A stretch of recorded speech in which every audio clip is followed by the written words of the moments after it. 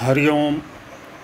ईश्वर सदैव अपनी कृपा दृष्टि आप सभी पर बनाए रखें, इस प्रार्थना के साथ मैं जितेंद्र कुमार सिंह। जैसा कि कल मैंने सिलेबस बताने के क्रम में कहा था कि अब हम लोग अपनी पाठ्य पुस्तक क्षितिज भाग 2 के प्रथम पाठ से अपना अध्ययन अध्यापन शुरू करेंगे। तो उस कड़ी में आज हम लोग क्षितिज भाग 2 के प्रथम पाठ अर्थात सूरदास के पद, जो कि सूरदास द्वारा रचित काव्य सूर सागर में संकलित भ्रमर गीत से लिया गया है। कुल 4 पद हैं जिनका अध्ययन हम लोगों को करना है, जिसके विषय में हम लोगों को जानना है। हम और आप उस कथा से परिचित हैं जिसमें ये कहा गया कि भगवान श्री कृष्ण जब गोकुल और वृंदावन को छोड़कर मथुरा आए, मथुरा आने के बाद कंस का वध करने के उपरांत विभिन्न कार्यों में जब उन्होंने अपने को व्यस्त कर लिया, तो फिर कभी श्री कृष्ण लौटकर गोकुल या वृंदावन नहीं गए। आने के समय श्री कृष्ण ने गोपियों से यह वादा किया था कि हम आएंगे, और इस आशा में गोपियाँ प्रतिदिन कृष्ण का राह देखा करती थीं। दिन ब दिन गुजरता गया मगर श्री कृष्ण नहीं आए। तो चूँकि गोपियों को श्री कृष्ण में अनन्य प्रेमा भक्ति थी, लिहाजा उनके मन में अत्यंत पीड़ा उत्पन्न होती है, और उस विरह पीड़ा को भ्रमर गीत में कवि सूरदास ने चित्रित किया है। बहुत दिन बीत जाने के बाद एक दिन श्री कृष्ण अपने मित्र उद्धव को, जो कि बहुत बड़े ज्ञानी थे, योग के विषय में उन्हें महारत हासिल थी, तो श्री कृष्ण उद्धव को अपने पास बुलाते हैं और बुलाकर गोपियों की विरह पीड़ा को शांत करने के उद्देश्य से उनके माध्यम से योग संदेश गोपियों के पास भेजते हैं, जिसको बिंदु जी महाराज ने बड़े सरल और सहज भाषा में बड़ी सुंदर रचना की है। ध्यान से सुनिएगा, तब इस पद में जब हम लोग जाएंगे तो सब कुछ बड़ी आसानी से समझ में आता जाएगा। बिंदु जी महाराज लिखते हैं कि कहा घनश्याम ने उद्धव से वृंदावन जरा जाना, गोपियों को ज्ञान का कुछ तत्व बतलाना, विरह की वेदना दिन रात सहा करती हैं, रोती हैं, तड़पती हैं, आहें भरकर ये कहती हैं कि है प्रेम जगत में सार और कुछ सार नहीं है। कहा उद्धव ने कि अभी जाता हूँ वृंदावन, जरा देखूं कि कैसा है कठिन अनुराग का बंधन, वे कैसी गोपियाँ हैं जो ज्ञान तत्व को कम बताती हैं, निरर्थक लोक लीला का सदा गुणगान करती हैं कि है प्रेम जगत में सार और कुछ सार नहीं है। कहा ठीक है, आप कह रहे हैं जाने के लिए, मैं जा रहा हूँ, जरा मुझे भी तो पता चले कि कैसा है उनका अनुराग। चल देते हैं उद्धव। चले, मथुरा से जब कुछ दूर वृंदावन निकट आया, वहीं से प्रेम ने अपना अनोखा रंग दिखलाया। उलझकर वस्त्र में कांटे लगे उद्धव को समझाने कि तुम्हारा ज्ञान पर्दा फाड़ देंगे ये प्रेम के दीवाने। कुछ और आगे बढ़े तो लिखते हैं आगे बिंदु जी महाराज कि बिटप झुककर ये कहते थे, इधर आओ इधर आओ। पपिया कह रहा था, पी कहाँ यह भी तो बतलाओ। नदी यमुना की धारा शब्द हरि हरि का सुनाती थी, अब भ्रमर गुंजार से भी यह मधुर आवाज आती थी कि है प्रेम जगत में सार और कुछ सार नहीं। वास्तव में जैसे ही इन्होंने वृंदावन की धरती पर कदम रखा, आश्चर्यचकित तो हो ही गए, लेकिन उन्हें अपने ज्ञान पर भरोसा था, इसलिए और आगे बढ़ते हैं। और बढ़ते बढ़ते आगे लिखते हैं बिंदु जी की गरज पहुँचे वहाँ था गोपियों का जिस जगह मंडल, गोल घेरा बना करके खड़ी हुई थी।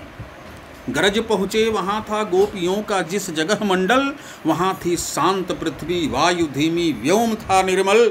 असहस्रों गोपियों के मध्य में श्री राधिका रानी, सभी के मुख से रह रह कर निकलती थी यही बानी कि है प्रेम जगत में सार और कुछ सार नहीं है। जब उद्धव ने गोपियों को इस स्थिति में देखा तो आगे बढ़े।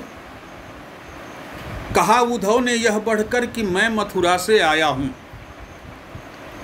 सुनाता हूं संदेशा श्याम का जो साथ लाया हूं, कि जब यह आत्मसत्ता ही अलख निर्गुण कहाती है, तो फिर मोहवश होकर वृथा यह गान गाती है कि है प्रेम जगत में सार और कुछ सार नहीं है। यहीं से उन्होंने योग के माध्यम से, योग संदेश देकर उनके अंदर की आसक्ति को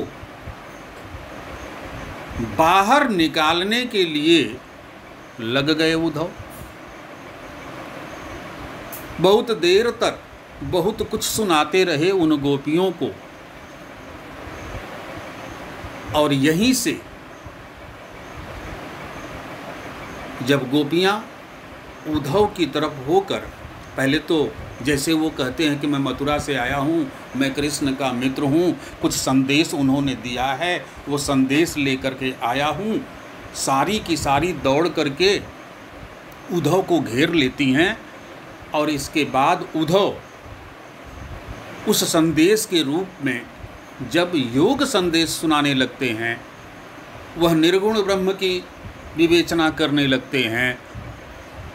अर्थात वो कहीं न कहीं घूमकर ये कहना चाह रहे थे कि तुम लोगों का जो यह सगुण प्रेम है, ये इसका कोई मूल्य नहीं है। अर्थात बिना मतलब आप लोग लगातार इस प्रेम से पीड़ित हैं। कुछ देर सुनने के बाद जब गोपियों से नहीं रहा गया, तब वह उद्धव से कहती हैं, और जो कहती हैं वहीं से आपका यह पहला पद शुरू होता है। क्या कहती हैं कि उद्धव तुम हो अति बड़ भागी, अपरस रहत स्नेह तगाते, नाही न मन अनुरागी, पुरई निपात रहत जल भीतर, तारस देह न दागी, ज्यों जलमाह तेल की गागरी, बूंद न ताकों लागी। प्रीति नदी में पाऊँ न बोरियो, दृष्टि न रूप परागी। अंत में कहती हैं, सूरदास अबला हम भोरी, गुरु चाटी ज्यों पागी। उनका सुनने के उपरांत गोपियाँ कहती हैं कि उद्धव तुम हो अति बड़ भागी।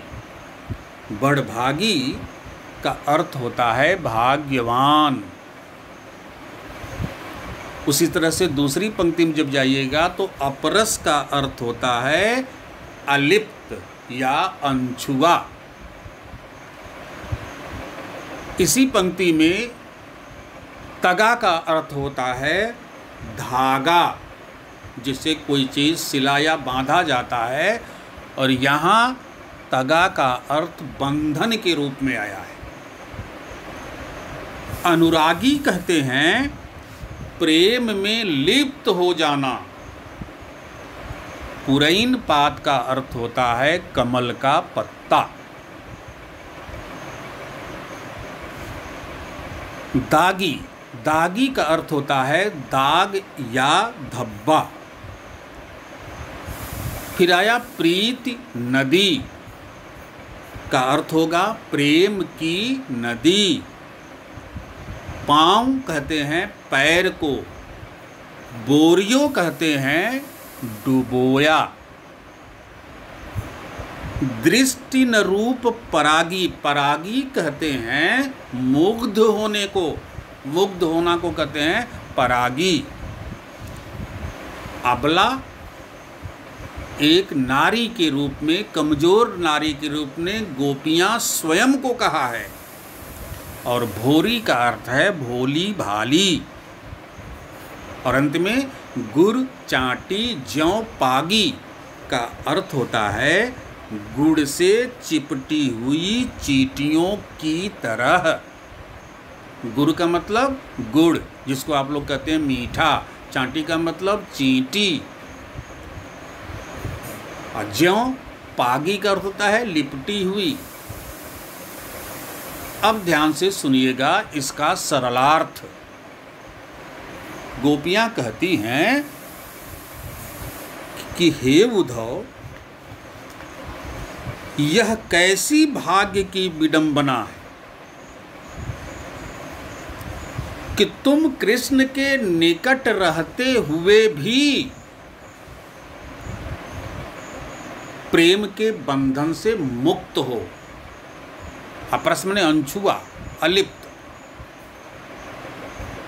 तगा माने बंधन, स्नेह माने स्नेह माने प्रेम। प्रेम के बंधन तुम्हें छू नहीं सके, उससे आप अछूते रहे। और श्री कृष्ण के सौंदर्य में आपका मन नहीं लगा। यह कैसी भाग्य की विडंबना है। अर्थात ध्यान से जब देखोगे तो पाओगे कि इसमें गोपियां उद्धव को पर व्यंग बाण चलाती हैं। क्योंकि गोपियों ने क्या देखा है? गोपियों ने तो यही देखा कि श्री कृष्ण से मानव तो मानव, पशु पक्षी तक प्रेम करने वाले हैं। जिसने भी कृष्ण को देखा वह कृष्ण से उसे प्रेम हो गया। लेकिन उद्धव की बात सुनकर और ये जानकर कि उद्धव उनके मित्र हैं, अर्थात उन्हीं के साथ रहते हैं और उनके साथ रहते हैं और प्रेम के बंधन से मुक्त हैं, इसका मतलब यह व्यक्ति तो बड़ा दुर्भाग्यशाली है। ये तो हो नहीं सकता कि श्री कृष्ण को देखने के बाद श्री कृष्ण से प्रेम न हो जाए।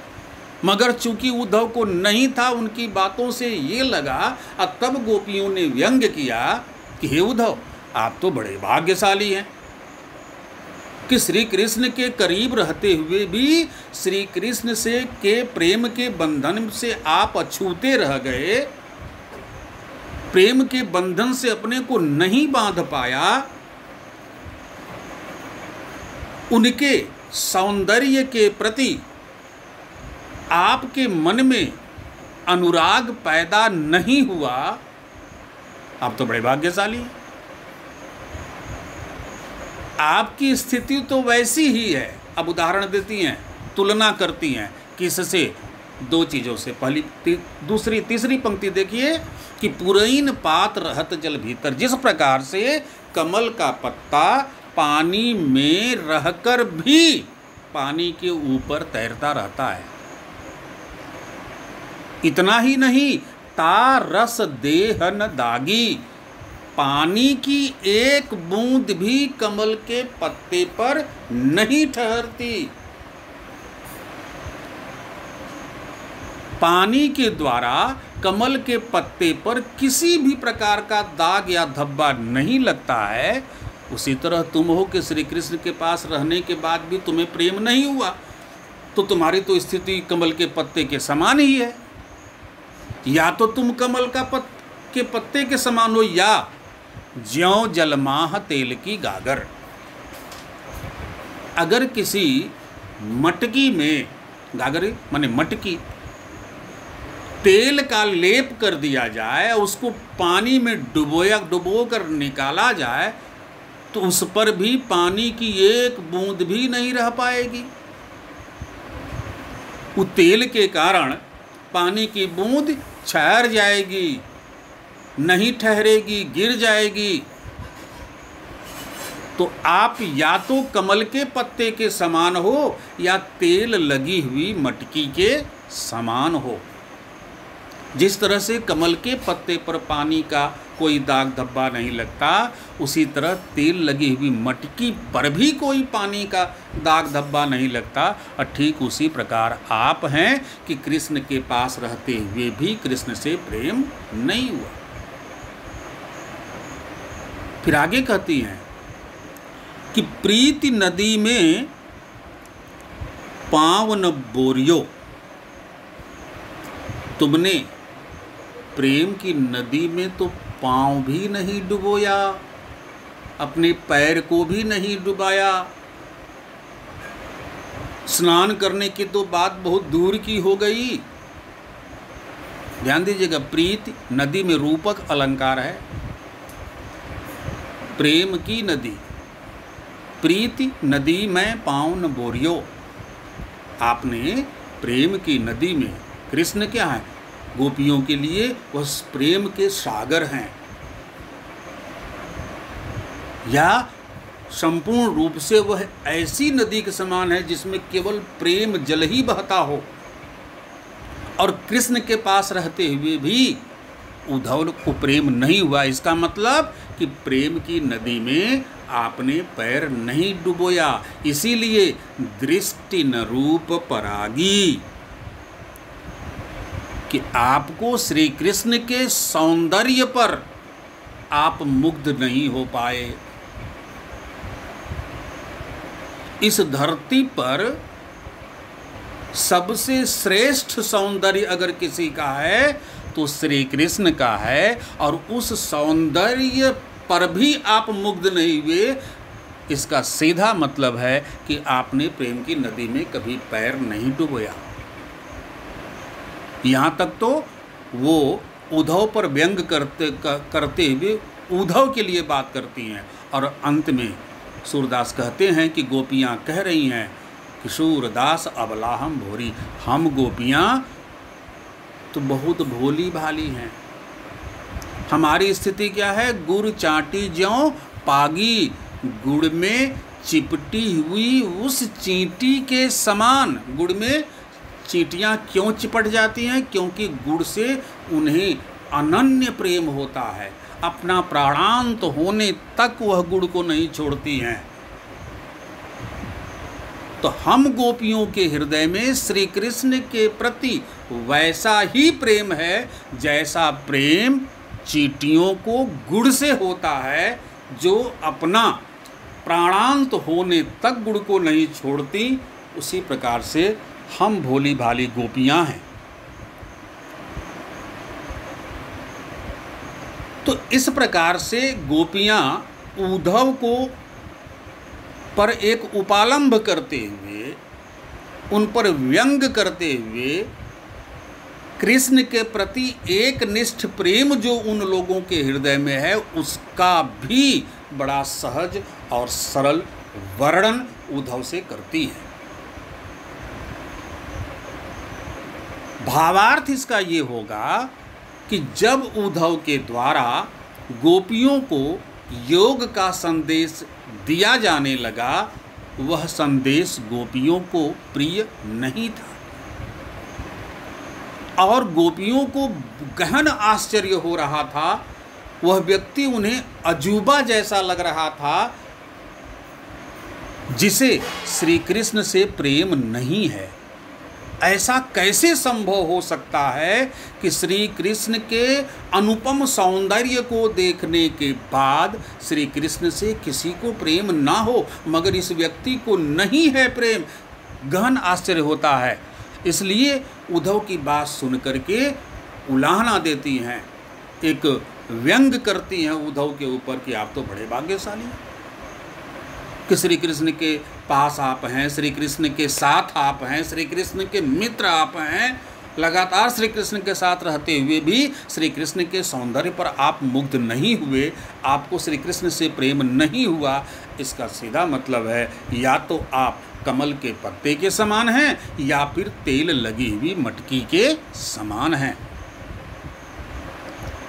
और आपकी बातें सुनकर स्पष्ट हो जाता है कि आपको प्रेम के कारण उपजी हुई जो पीड़ा है उसका अनुमान इसलिए नहीं हो सकता क्योंकि प्रेम की नदी में आपने कभी अपना पैर डुबोया ही नहीं, अर्थात प्रेम से नाता रखा ही नहीं।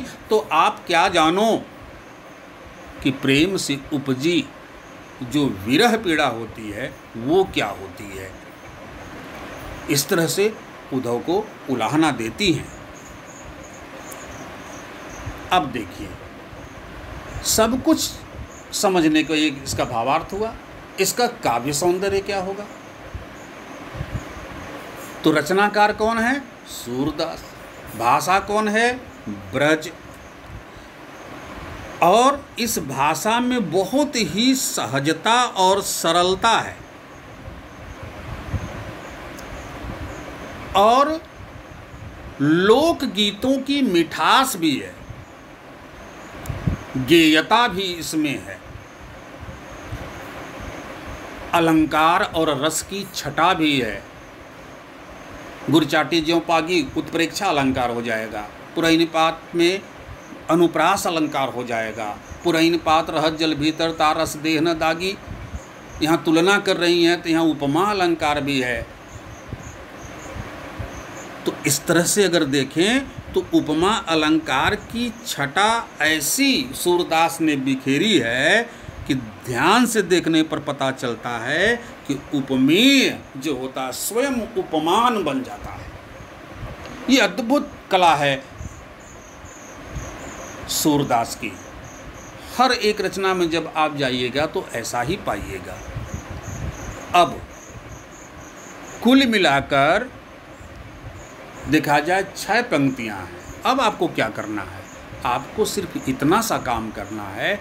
अब इसमें से आपको प्रश्न निकालने हैं। जैसे 2-3 प्रश्न हम निकाल के देते हैं। इसमें प्रश्न किया जा सकता है कि गोपियों द्वारा उद्धव को बड़भागी कहा गया है, क्यों? 2 चीज़। एक इसी तरह का एक और प्रश्न होगा कि गोपियों द्वारा उद्धव को बड़भागी कहने के पीछे क्या व्यंग है, एक ये भी प्रश्न इसमें बनेगा। तो गोपियाँ इसलिए उनको बड़भागी समझ रही हैं क्योंकि उनको कृष्ण से प्रेम नहीं है, इसलिए प्रेम से उपजी विरह की पीड़ा का एहसास नहीं है। इस आधार पर कहा जा सकता है कि उद्धव भाग्यशाली हैं। लेकिन अगर व्यंग के लिए प्रश्न यही आएगा तो वहाँ आपको लिखना पड़ेगा कि चूँकि श्री कृष्ण का सौंदर्य इतना अनुपम है कि कोई ऐसा हो ही नहीं सकता गोपियों की दृष्टि में जो कृष्ण को देखे उनसे प्रेम न हो जाए। लेकिन उद्धव को नहीं है, इसलिए व्यंग करती हैं कि आप कितने भाग्यशाली हैं कि आप कृष्ण के समीप रहते हुए भी कृष्ण से आपको प्रेम नहीं हुआ। दूसरा प्रश्न भी इससे बनेगा कि इसमें पुरैन पात और तेल की गागर का उदाहरण किस संदर्भ में दिया गया है और क्यों? एक ये भी प्रश्न होगा। एक ये भी प्रश्न इसमें बनेगा कि उद्धव की तुलना किससे की गई है? तो उद्धव की तुलना कमल के पत्ते और तेल लगी हुई मटकी से की गई है। जिस प्रकार कमल के पत्ते और तेल लगी हुई मटकी पर पानी का कोई दाग धब्बा नहीं लगता, उसी प्रकार से उद्धव को भी श्री कृष्ण के समीप रहने के बावजूद भी प्रेम नहीं।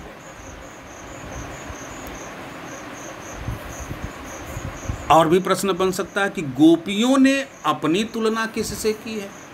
तो गोपियों ने अपनी तुलना गुड़ से चिपकी हुई चींटी से की है। तो इस तरह से इन पंक्तियों से आपको प्रश्न निर्माण करने चाहिए। 2, 3, 4, 5, 6 जितने प्रश्न आप इससे आप बना सकते हैं उतने प्रश्न आप बनाइए, छोटे छोटे उत्तर वाले।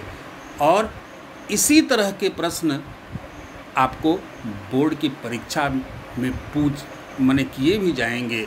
इसलिए इसका एक सरलार्थ है, इसका भावार्थ क्या है, इसका काव्य सौंदर्य क्या है, इसके अतिरिक्त इन पंक्तियों से क्या क्या प्रश्न बन सकते हैं उनको भी बनाते चलिए। आज के लिए सिर्फ इतना। कल पद संख्या